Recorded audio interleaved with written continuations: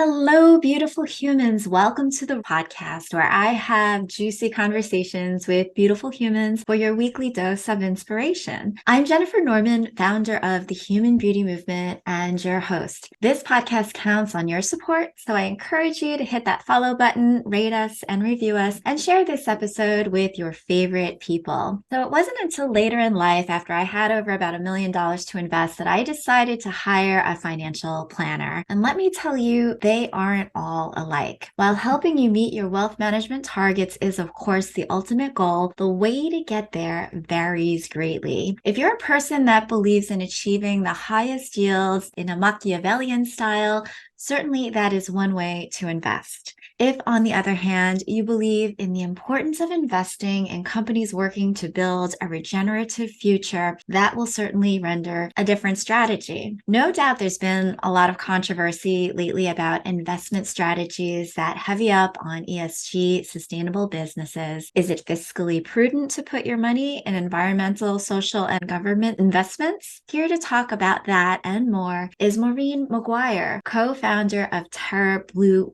Management, an advisory firm that offers ESG-only investments. Welcome, Maureen. Thank you. Very happy to be here. Nice to have an opportunity to talk about what I feel so strongly about. Absolutely. And I'm really excited to have this conversation because it's an important one. So first and foremost, why don't you tell us why you founded Terra Blue Wealth Management? I have been doing financial advising and financial planning for 30 some years. And I was kind of at the point where I was either going to retire or I was going to fulfill my vision, which was to have an exclusively ESG focused financial management firm. But I needed to find the right business partner because I didn't really have the energy to start over by myself.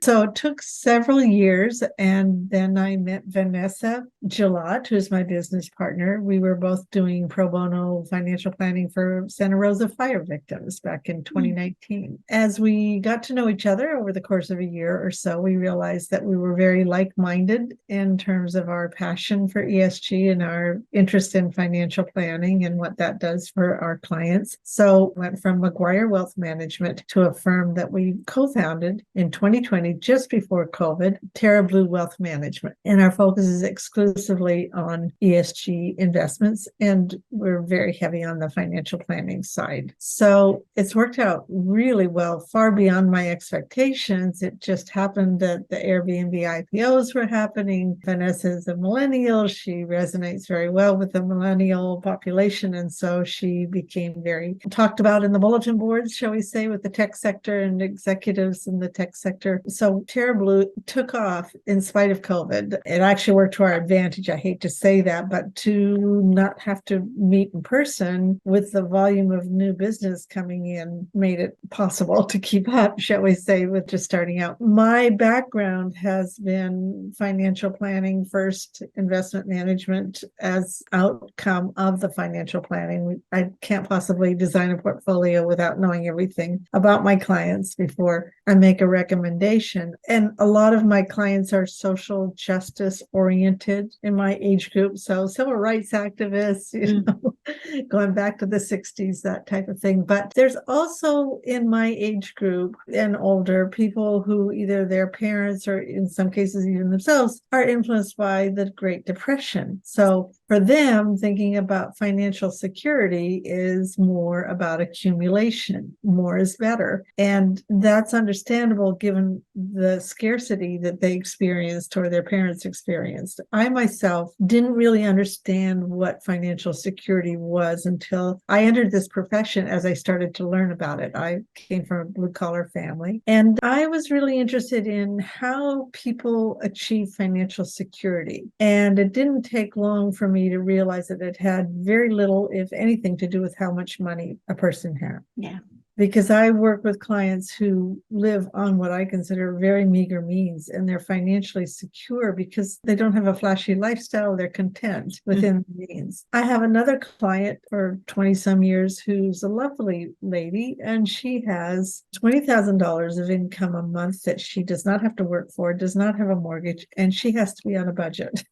So financial security for her is almost not achievable because the money is trying to fill a void that they can't fill. So I'm really interested in sufficiency and experience of sufficiency. And that's really when I work with a client, I really want that person to understand that they're financially secure by understanding their investments and understanding the role of the investments in their life and their life choices. So that all fits very well. The millennial group that Vanessa tends to work with is so beautiful because they don't have that depression era mindset. And many of them have come into tremendous wealth early in life, and they don't feel like they have to show it off or accumulate more. There's a huge movement within that generation of wanting to, one, make sure their work has purpose, but also their money and their capital and what it's doing has a greater purpose. So it's not about accumulating for the sake of accumulating, it's for having an impact and being very deliberate about that impact. So it's really a privilege to speak with this generation about money from that perspective in that context. It's really wonderful. Amazing. So now, what got you so interested and passionate about ESG in the first place that you would want to found a company that does nothing but ESG investments? Well, I come from the nonprofit sector before I became a financial planner. And I worked for an organization that was going to end world hunger by the year 2000. That didn't happen, but we did bring relief organizations together to start thinking proactively instead of just crisis management around world hunger. And again, it goes back to that sufficiency, that there is enough to go around and we just need to think in terms of taking care of everyone. And so my background has been more in terms of, again, what's it going to take for people to feel safe and secure in this world? Because I think that would do a lot more than weaponry for world peace. And that's the big picture. But I also came to realize that where there's money, there's power, there's influence. So the more I understood capitalism and how it worked and the political structure and how it worked, the more I understood that the degree to which we can move capital in the right direction and have a voice with our investments, and not only, and probably more significantly, how we spend our money, but certainly how we invest our money. Now, 20 years ago, it started from the religious organizations wanting to do no harm. So no alcohol, no tobacco. It has grown significantly since then. And I can assure you back 20 years ago at the conferences for socially responsible investing, there was plenty of alcohol going around. So that wasn't really the screen we were concerned about. But certainly the environment and social issues have risen. And at that time, 20 years ago, we did not have research to say, this is not going to hurt performance, because I had a smaller realm of investments to choose from. It was more exclusionary. You try to avoid the bad guys. It was a much more challenging endeavor. And I really had to say to a client in those days, I don't know that I can match the indexes with your portfolio, or do you want to have your values represented in your portfolio? And it may be at the expense of performance. And some people would say yes. Again, we're talking depression era investors, so not so much, but sometimes they would say, I care more about having my values represented. One of my clients, I just love her dearly. She had very meager means, and I actually said to her, I think that we need to do something very careful here for you in terms of guarantees, and I don't have a socially responsible way of doing this. And she said, why should I be secure when people are hungry in the world? So I learned from my clients that was it.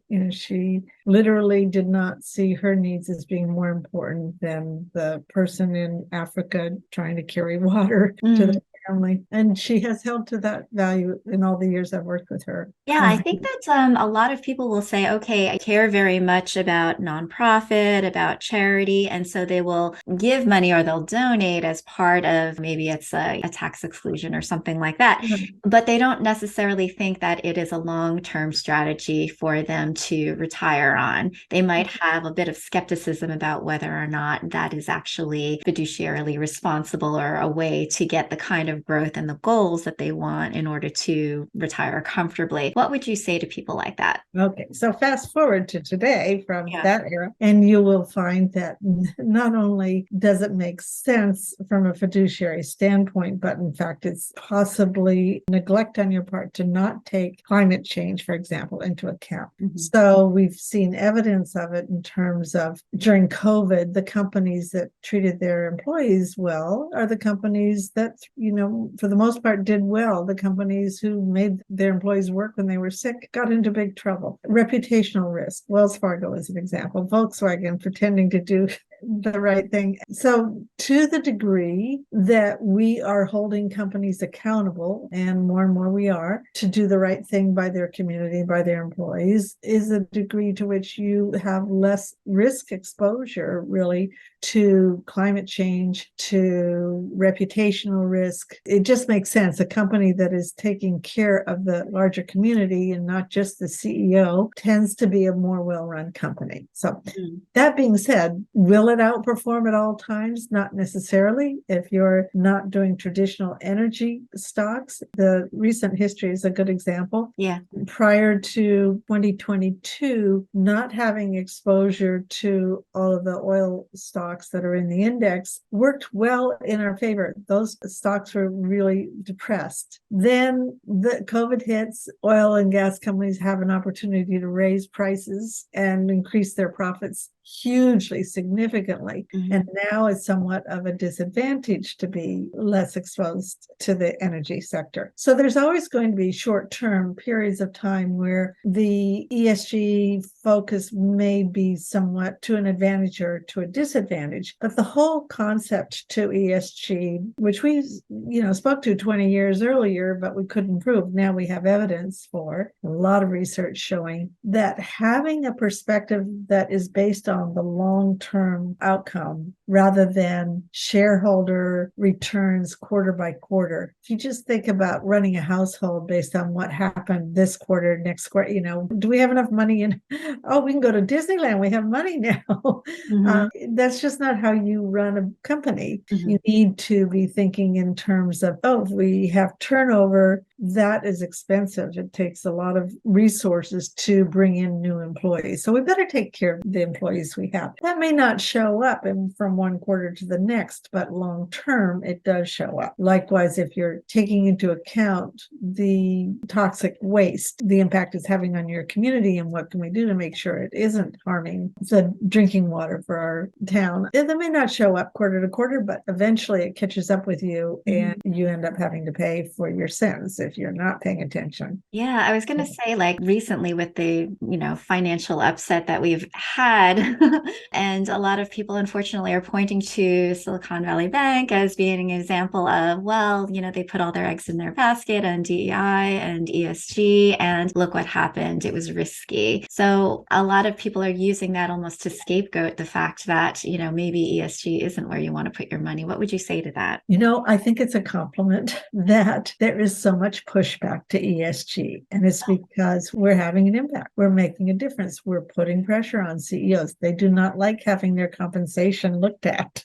They do not like having to be held accountable for the impact they're having on the environment or how they're treating their employees. So it's like so much else. People understand that just accumulating profit for the sake of accumulating profit isn't going to cut it in the long run. And people want to have money deployed in a way that is more fair to everyone and not just to the 1%. Mm-hmm. Now, the media is fed, mainstream media is fed by that 1%.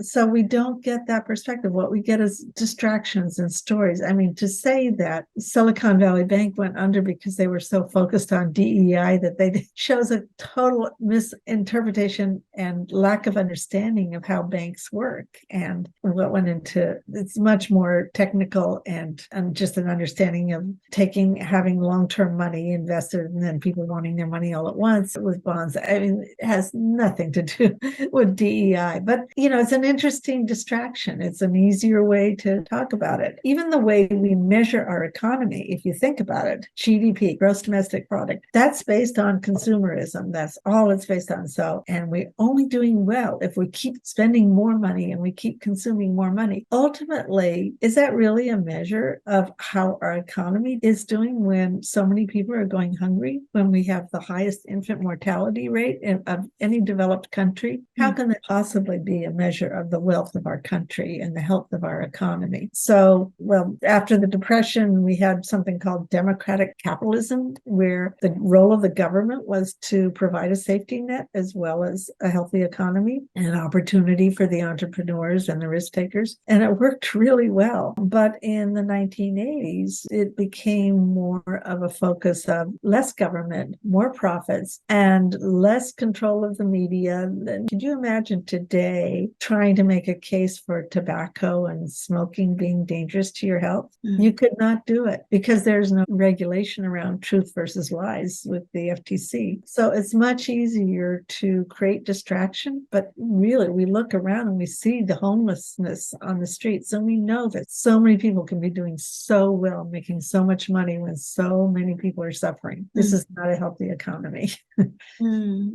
Let's switch gears and talk about the kind of clients that are attracted to you. You talked about, Depression era, you talked about millennials, but you offer a number of different services, not just like long-term financial wealth management. Who would you say is your ideal client? Our ideal client, and we tend to be drawn to us, are clients who are concerned about the long-term impact of their spending, their activities, their investments as well. And so we're not imposing something. It's just a belief system. It's an understanding that we're part of a bigger picture and we want to make a contribution, or we certainly don't want to being harmful to the environment or to people in third world countries who are suppliers to the companies that we work with. We want to have a voice in how our money is deployed.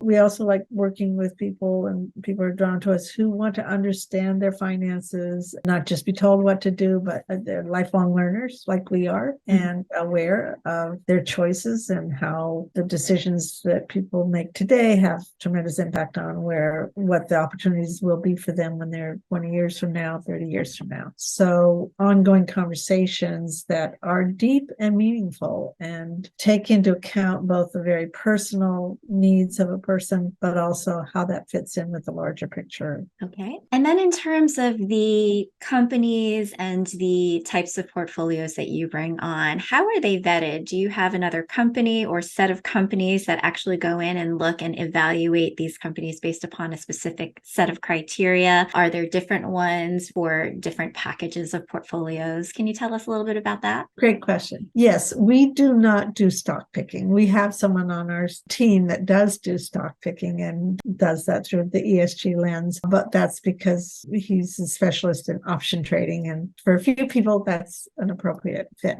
Otherwise, we work with EFT managers and mutual fund managers. And there, as most people know, there's a lot of what's called greenwashing going on, where people say that they're ESG, but it's a marketing technique. It does not mean they're necessarily doing anything with regard to ESG, or very little. I could give examples. But what we do is we have a very strict criteria. We do not work with any fund manager that isn't doing shareholder activism, because that's really where the impact is where you take the many dollars that all the investors together, it gives you a seat at the table where you can say, hey, we want you to measure how you're doing in terms of your carbon footprint and gender equality. And as they say, what gets measured gets managed. So they may not measure up in every regard, but we can hold them accountable and try to move the needle a little bit. Then we also use a lot of research around the impact, and we can actually measure exactly how much of our dollars are exposed to the private prison industry. I mean, an example, we discovered we had a lot more exposure to that than we wanted. And when we looked into it also with palm oil, and then we found that, well, for example, with the prison industry, it's very hard to not have exposure if you take into account that they're feeding the prisoners. And if we invest in a company that provides the food for the prisoners or the phone contact, are we, indirectly, we're participating in the private prison industry. And then we came away and decided that's acceptable. We want prisoners to have good food. So nothing is, the research is still somewhat nascent, and there's some disagreement in the research, both in terms of impact that you're having and how you're measuring that, as well as what's called exclusionary, companies that are not doing harm. An imprecise science, but it's something that we keep working on and keep improving, and there's more and more research becoming available. Europe is way ahead of us. They have much higher standards for accountability than we have in this country. Can you identify some of your favorite companies that might be like outstanding within the portfolios that you say, oh, I see them across a number of different? Are you asking about individual? Yeah. These are the fund managers. Well, companies, I think, to start.